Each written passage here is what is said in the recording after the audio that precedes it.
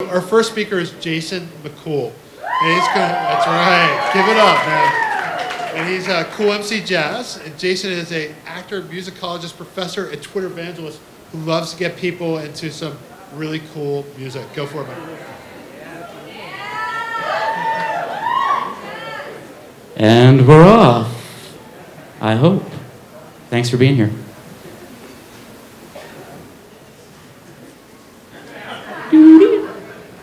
That's my last slide.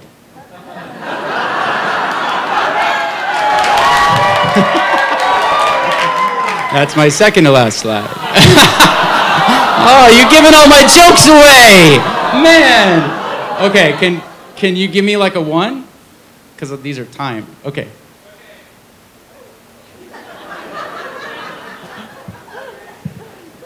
And hold on, 3, 2, ready, and magic is happening. In the 13th century, a remedy was suggested for malaria, which included the ear of a cat, blood, brandy, and pepper.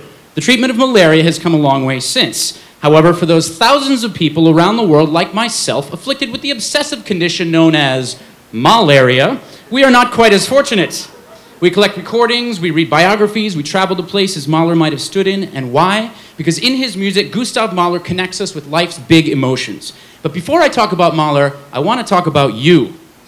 You are passionate, you are ambitious, you are spiritual seekers in a world that gives you prepackaged answers. You want to maintain your independence. These are the very same problems Gustav Mahler faced, and his music lives out the solutions.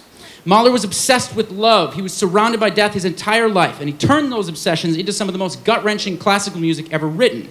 But I'm going to guess about 50% of you are thinking, classical music is boring. So I have 3 letters for you. ROI, return on investment. I know a lot of you guys are involved with finance. I wish I were more involved with it. And I love ROI because it's the same thing with classical music. The more you invest, the more you will get. Everyone loves classical music. Okay, Gustav Mahler, born 1860, close to Prague, Jewish, converted to Catholicism to get a job, ended up confused, put that confusion into his music. Famous as a conductor during his life, but his music was mostly laughed at. He wrote 9.5 symphonies and a lot of songs as part of turn-of-the-century Viennese culture. Mahler is a bridge figure between Romanticism and modernism. Leonard Bernstein called him a prophet, said his music predicted the violence of a century of war. Now his music sells out concert halls and has more relevance to our time than it did to his own. If you've ever heard a film score, you've felt Mahler's influence. Here's where you should start, along with my favorite recordings. The first symphony is loaded with drama and passion, great melodies. Mahler 2 will melt your face. Mahler 5 is like being on a roller coaster during a lightning storm. The first symphony is probably the first place you should start. It begins with a single note, A, spread out over 7 octaves, then falling fourth figures, which mimic the sound of birds. On October 16th, I gave the pre-concert lecture for the Capital City Symphony. Please, someone in the orchestral world, hire me. You know, I was listening to Mahler 1 while doing dishes recently, and this, seriously, universe gave me this gift. Mahler 1 is ultra-concentrated joy. It will powerfully rinse the grime from your soul. Mahler composed the most epic music you will hear in your life. Yeah, he wanted more cowbell, but in his Sixth Symphony, he also wanted a giant hammer. The triumph of the human spirit over death. Mahler 2 is so epic. Mahler 2 is so epic, it makes Freddie Mercury look like Freddie Mac. My notes say hold for laughs, so.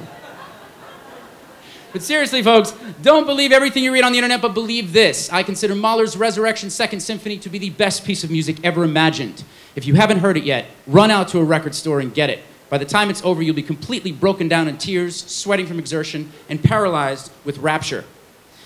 Gilbert Kaplan is a Wall Street economist who attended a concert of Mahler 2 and was so moved he quit his job and dedicated his life to learning how to conduct this piece, even though he had barely any previous musical training. That is the effect this music has on people.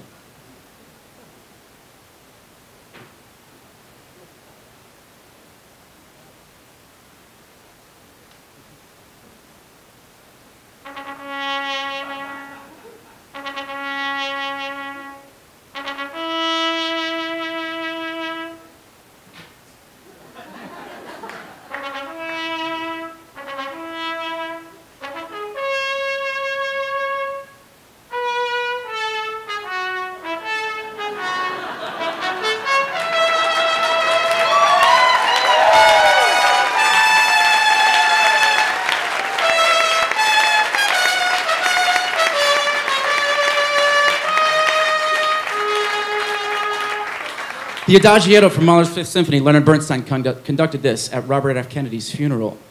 La da da do do, la da da do do, la da da da da da da da, la da da da da da da da da. In July of 2010, I sat at Gustav Mahler's grave outside Vienna for 30 minutes. I thanked him for his music and for what he contributed to this world. I invite you to join me in seeking Gustav Mahler, and I thank you for your time.